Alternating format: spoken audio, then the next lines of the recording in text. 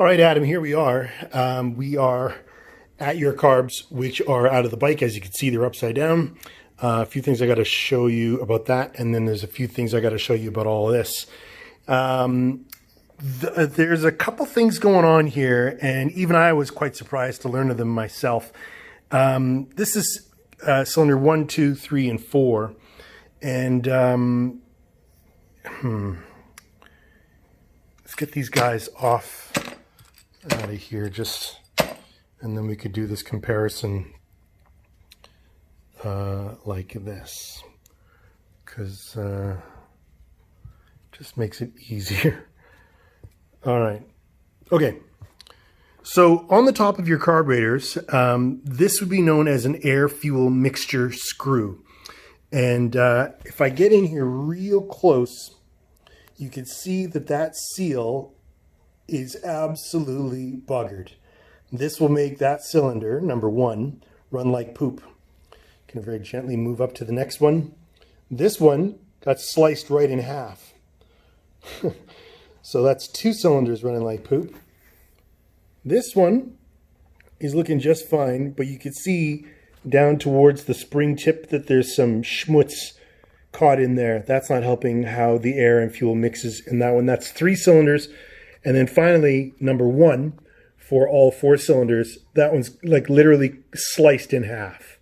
So that's no good for you there. Now, a really huge surprise to me was to see this bugger. I was like, wait a second. What the frack? I'm gonna have to look this up to know what that guy is, because this is air fuel. Well, then what's that doing there? In addition to what this is doing there, you can see right there, that seal has got a slice right into it. Move down the line to the next one. This one's looking okay. Now to the next one.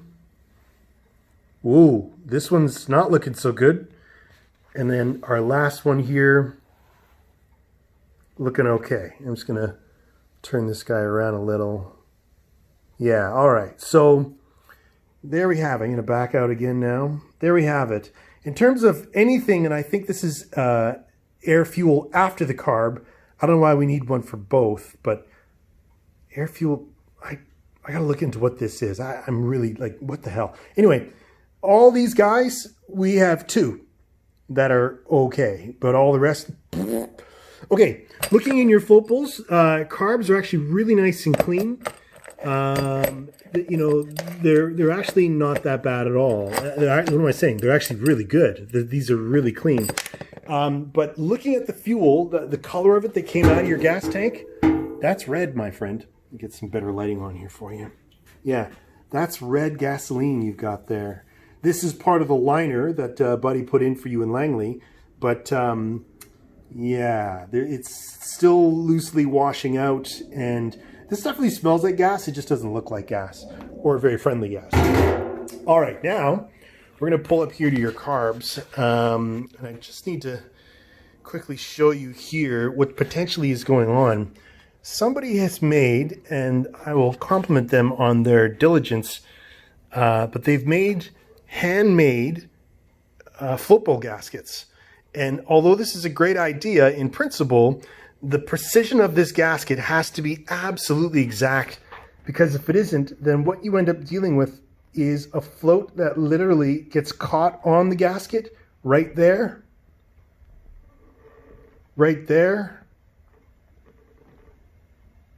not there, right there, and on the other side, right there. You can see that there's a gap there, but these floats, when they float, they move around, and they'll get caught and hung up on the actual paper of the gasket and not be able to do their job as well as they should. You see how they get stuck in there, right? So this is somewhat consistent on all of these floats. I hate to say it.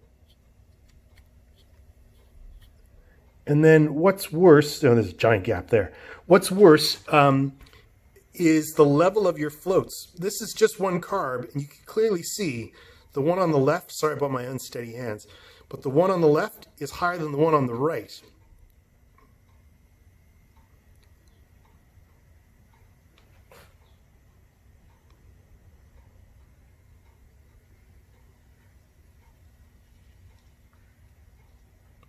All right, so I'm going to pan back here, and we're just going to have a look at all 4 of these carbs. It's really hard to see because the background is, there's so much going on here. I'm going to use this napkin. Sorry, man, I'm not a cameraman, as I keep saying. But there we go. Whoop, shit. But you can kind of see that your floats, they're not level. Like, not 2 of them are the same height, and they really need to be. What's more is if we look just right here, focus.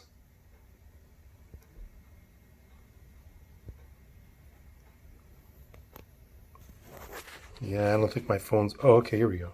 Yeah, if we focus right here, you can see the gap. See how much bigger the gap is? See how much even bigger the gap is? And again, all of these gap spaces which hold down the float needle, they're set way too lean. So maybe not enough fuel is floating through these carbs, which also affects how the carb makes these floats react. Man, this is really rigid, it's really stiff. And that one there too, you can see there, that's better focus, there we go. These are really subtle differences, like they're really close, but they matter exponentially in a carb. Now I'm going to remove, this is your secondary and this is your main. So I'm going to remove these jets, back off just a little. I'm going to remove these jets, and we're going to have a look at them. Got all the floats out. This float rod is bent, and just coming over here to all your needle seats. Every one of them, stage is too short.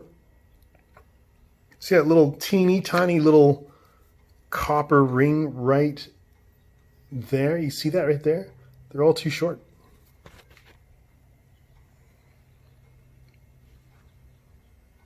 Focus, there we go. That one's stuck, it won't come out. This was the only one that was somewhat snug, but all of the other seats, they were all loose, which means fuel was probably leaking out underneath the stage past the needle and sort of circumventing how the float works entirely. And now I got all the seats out.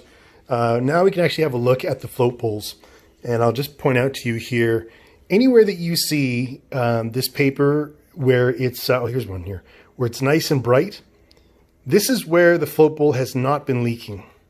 So anywhere that you see that it's bright, it has not been leaking.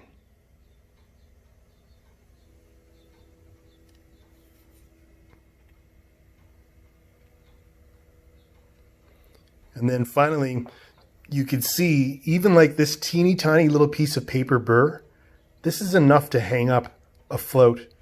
You know, it acts like a little bit of a flap, and it can't, the float can't get past it. It's really gentle, right? Like it's literally just floating there. So it doesn't take a lot of resistance to screw it up.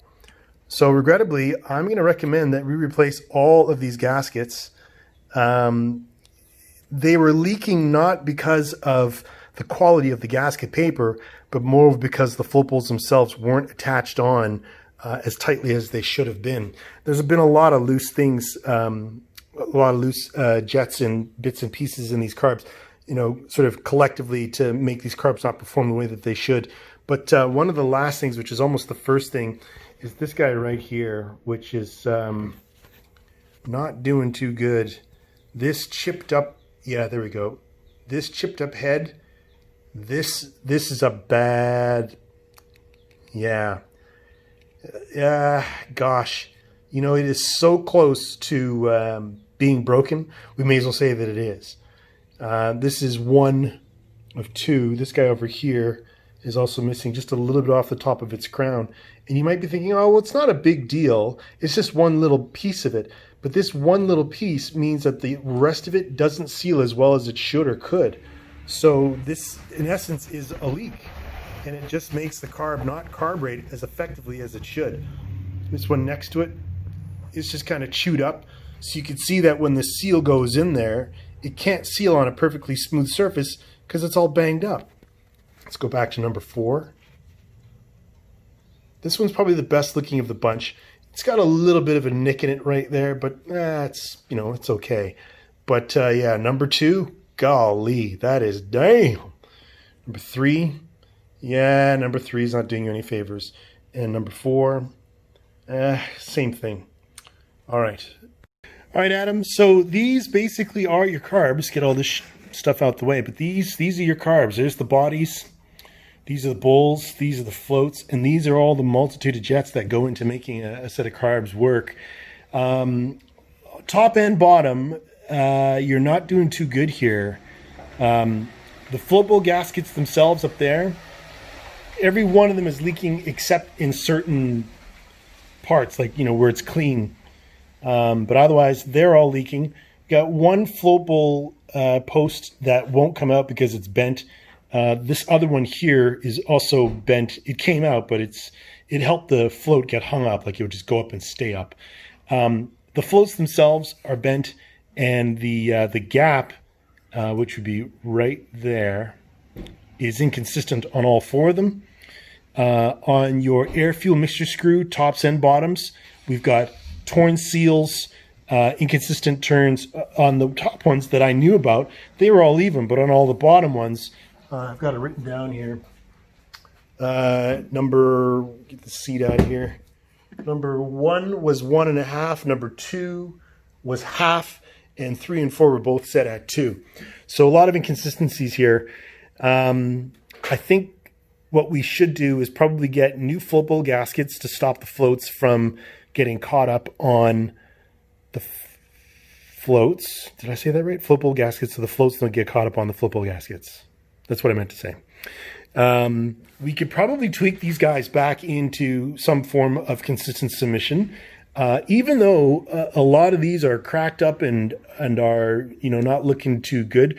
Doesn't matter what you do them, destroy them, chew them, they always float. They're not hollow. It's like this foamy stuff that miraculous Japanese made. It's pretty cool shit. So we can continue to use these guys. We should probably get a complete seal kit for all these jets, because I just don't have a seal. Focus. Boom. Nope. Boom, boom, boom. Oh, damn. Yeah, all right. As you can see, I'm quite the cameraman here. Yeah, I suck at this. Okay, anyway, so we should get a whole new seal kit for all of these, and potentially this will cure your carburetor woes. Sorry, man. I was really hoping that this wouldn't be such a staggeringly huge job, but it just has turned out to be that way.